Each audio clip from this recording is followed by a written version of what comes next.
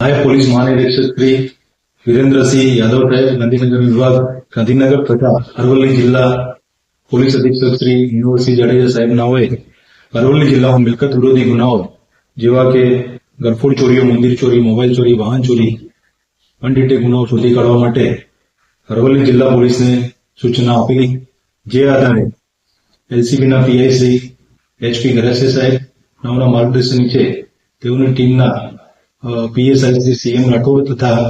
LCB team નાઓ વિલોડા વિસ્તારમાં પેટ્રોલિંગમાં હતા. જે દરમિયાન એક શકમંદ ઇસમ આઝાદ ઉર્ફે અજય રૂપલાલ બરંડા, રહેવાસી કણભાઈ, તાલુકો નયાગાંવ, જિલ્લો ઉદયપુર, રાજસ્થાનના મળી આવેલો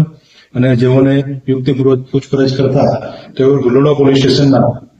561/25 તથા 562/25 બે ગરફોડ ચોરીના ગુનાઓ કબૂલાત કરેલી અને જેની પાસેથી ગુનામાં ગયેલ મુદ્દામાં કુલ રૂપિયા 1,10,000નો રિકવર કરવામાં આવેલો છે અને તેની સાથેના સહતમજદારો બાકીના 3 આરોપીઓને પકડવાની તજવીજ હાથ ધરેલ છે. આમ વિલોડા પોસ્ટ વિસ્તારમાં ગરફોડ ચોરીના 2 અનડિટેક ગુનાઓને શોધી કાઢવામાં જિલ્લા એલસીબી પોલીસને સફળતા મળી છે.